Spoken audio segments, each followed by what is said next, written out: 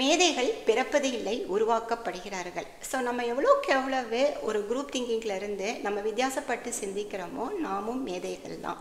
ஒரு அரசவை இருக்குது, அங்கே வந்து சைனாவில் இருந்து ஒரு ஓவியர் வந்து அந்த நாட்டு மன்னருக்கு வந்து ஒரு டஃபஸ்ட் டாஸ்க்கு கொடுக்குறாரு.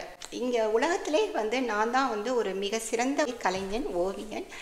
ஸோ என்னை வின் பண்ணுறதுக்கு உங்கள் அரசவையில் யார் இருக்கா அப்படின்ட்டு. ஸோ அரசர் வந்து அந்த அரசவை ஓவியரையும் கூப்பிட்டு இவரையும் கூப்பிட்டு 2 பேருக்கும் காம்படிஷன். மாதம் வந்து ஒரு அவகாசம் கொடுக்குறேன், மிக சிறந்த ஒரு படைப்பை வந்து நீங்கள் கொடுக்கணும், அது ஓவியமாக இருக்கணும் அப்படின்ட்டு சொல்கிறாரு. ஸோ வந்து இந்த சேலஞ்சை வந்து அந்த அரசவை ஓவியரும் எடுத்துக்கிட்டு போயிட்டாங்க. ஸோ எல்லாரும் நாட்டில் இருக்கிற எல்லாருக்கும் வந்து ரொம்ப ஈகர்னஸ், என்ன ஆக போகுது அப்படிங்கிற மாதிரி எல்லாரும் வெயிட் பண்ணிட்டு இருக்காங்க. 6 மாதம் ஆயிற்று. ஸோ இந்த அரசவை ஓவியர் வந்து ஒரு அழகான ஓவியத்தை கொண்டு வந்து இந்த அரசவையில் வைக்கிறார். அப்போது வந்து அந்த சைனாலேருந்து வந்தார் இல்லையா அந்த ஆர்டிஸ்ட், அந்த ஓவியர் வந்து ஒரு அழகான ஒரு கண்ணாடியை வந்து தன்னுடைய படைப்புன்னு சொல்லி கொண்டு வந்து கொடுக்குறார். எல்லாருக்கும் ஒன்றுமே புரியலை, என்னப்பா நீ வந்து ஓவியம் தானே கொண்டு வரணும்னு சொன்ன, நீ என்ன ஒரு கண்ணாடியை வைக்கிற அப்படின்னு சொல்லிட்டு.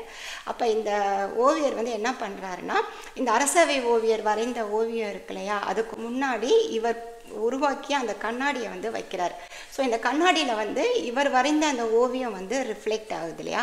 அப்போ இவர் சொல்கிறாரு, அரசரே ஒரு மிகச்சிறந்த ஒரு ஓவியம் என்ன அப்படின்னா உண்மையை வந்து பிரதிபலிக்கணும், நீங்கள் பாராட்டினீங்களோ அந்த ஓவியத்தை என்னுடைய படைப்பு வந்து ரிஃப்ளெக்ட் பண்ணுது, ஸோ என்னுடைய படைப்பு தான் உண்மையான ஓவியம் அப்படின்னு சொல்கிறாரு. இது வந்து கொஞ்சம் டிஃப்ரெண்டான ஒரு அப்ரோச் தான். ஸோ அரசருக்கு வந்து இவருடைய அந்த புத்திசாலித்தனமாக அந்த வித்தியாசமாக திங்க் பண்ணார் இல்லையா, அந்த விஷயம் வந்து ரொம்ப பிடிச்சிருந்தது. ஸோ இவருடைய ஸ்கில்ஸ் வந்து அவர் அப்ரிஷியேட் பண்ணலை, இவர் வித்தியாசமாக திங்க் பண்ணார் இல்லையா, அதற்காக நீ தான் ஒரு ஒரு சிறந்த கலைஞன்னு சொல்லிட்டு இவருக்கே வந்து அந்த வெற்றியாளன் அப்படிங்கிற அந்த பரிசை வந்து இந்த அரசர் கொடுத்தாராம். நம்ம மற்றவர்களிடம் இருந்து வித்தியாசமாக நம்ம திங்க் பண்ணுறோம் இல்லையா, அது நமக்கு ஒரு பெரிய பிளெஸ்ஸிங்ஸ் தான்.